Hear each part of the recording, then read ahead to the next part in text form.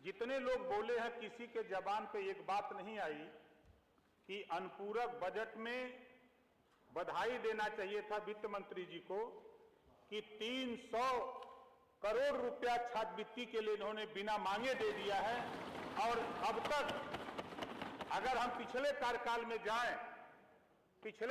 में जाएं तो सभी बच्चों को छात्रवृत्ति नहीं मिलती थी। इसी सदन में कई बार कहते कहते बजट बढ़ाते बढ़ाते आज उस मुकाम तक पहुंच गया है कि आप धैर्य रखिए, जितने भी पिछड़ी जाति के बच्चे हैं सभी बच्चों को छात्रवृत्ति इस बार मिलेगी संपूरक बजट से।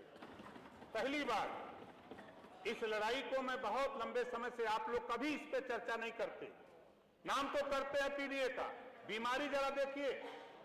हम माननीय मुख्यमंत्री जी भी हैं, वित्त मंत्री जी, हमारा एक सुझाव है, जो पिछड़ी जाति के बच्चों को छात्रवृत्ति में थोड़ी सी दिक्कत हो रही है आय प्रमाण पत्र में, उसमें शायद ये दिक्कत आप लोग दूर कर दिए होते ना तो उधर रहते,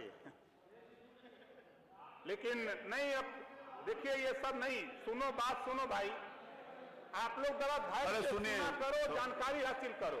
सुनिए देखिए वर्तमान ग्रामीण क्षेत्रों में 46,080 रुपया सालाना वार्षिक आय लेखपाल नहीं बनाता है। शहरी इलाकों में 56,460 रुपए वार्षिक, अगर जोड़ लेंगे मनरेगा का भी तब भी लेखपाल नहीं बना रहा है। हमारा अनुरोध है माननीय वित्त मंत्री जी से, इसको बढ़ा करके बजट की कमी, इसमें बजट की जरूरत भी नहीं है, इसको 1.5 लाख रुपए करने का प्राविधान हो जाए ताकि पिछड़े समाज के जो बच्चे छात्रवृत्ति से छूते रह जा रहे हैं वो भी इस क्राइटेरिया में आ जाए। जैसा कि मुझे जानकारी है कि सरकार की तरफ से प्रस्ताव भारत सरकार को भेजा गया है, विचाराधीन वहां है, उसको जल्द से जल्द इसका निस्तारण हो जाए। अभी हम अपने परिवहन मंत्री और वित्त मंत्री दोनों लोगों को बधाई देता हूं कि आधी आबादी, बड़ी चर्चा हो रही है आधी आबादी, जब 60 वर्ष की महिलाओं को फ्री बस सेवा दी गई वो भी दिक्कत है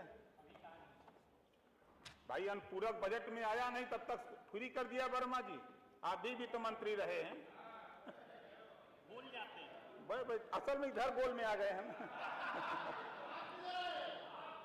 हम आपके सामने हैं, आपको पता नहीं है, आप लोग नए अखबार पढ़ते हैं, टीवी देखते हैं तो आपको पता क्या होगा। शायद आप लोगों को ये पता नहीं है कि अगर हम बोलेंगे तो आपको बुरा लगेगा। हम गठबंधन करते हैं तो हम दल बदलू कहते हैं। अब 8 बार आपकी पार्टी ने गठबंधन किया तो आप दल बदलू नहीं कहोगे, आप नहीं कहोगे, हमको कहोगे इस नाते कि हम कमजोर है भाई, हम कमजोर में हैं। आप तो बिना पेदी के हो नहीं, कभी कांग्रेस से, कभी सत्ता से, कभी बसपा से, कभी सुभाषपा से, कभी निषाद पार्टी से करोगे तब तो नहीं कहोगे, लेकिन हमको तो जरूर कहोगे क्योंकि जतियों में हम छोट हैं, जतिया में आप बड़े हो, उम्र में बड़े हो, सत्ता में रहो, इस नाते चाहे जिसको जो कह लो, लेकिन आपकी नाकामी के वजह से जो 38% पिछड़ा था वो भारतीय जनता पार्टी के साथ खड़ा हुआ है। इसके वजह से देश और प्रदेश में सरकार, इसको स्वीकार करो। आज जिस पीडीए की चर्चा हो रही है आप कर रहे हो, क्यों कर रहे हो? सत्ता थी तब तो पीडीए नहीं याद आया, तब जातिवार जनगणना याद नहीं आई, अब आज याद आ रहा है सब कुछ। हमारे भाई आशीष पटेल जी ने कहा, मंत्री जी ने बहुत सही बात कहा है इन्होंने कि 4 बार की सरकार में एक बार भी सदन में, सपा की सरकार में एक बार भी जातिवार जनगणना की चर्चा नहीं हुई है। उठा के रिकॉर्ड निकाल के देख लीजिएगा, जो मुझे जानकारी है। ओम प्रकाश राजभर जब आपकी गोल में गया, जब बोलने लगा तब समझ में आपको भी आया, तब समझ में आया, नहीं तो नहीं समझ में आ रहा था। और आप हमारी बात को नहीं समझ पाए, आप हमारी बात को नहीं समझ पाए।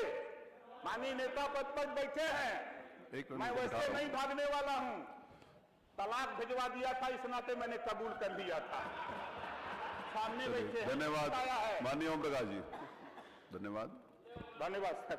माननीय नेता प्रतिपक्ष श्री अखिलेश यादव जी।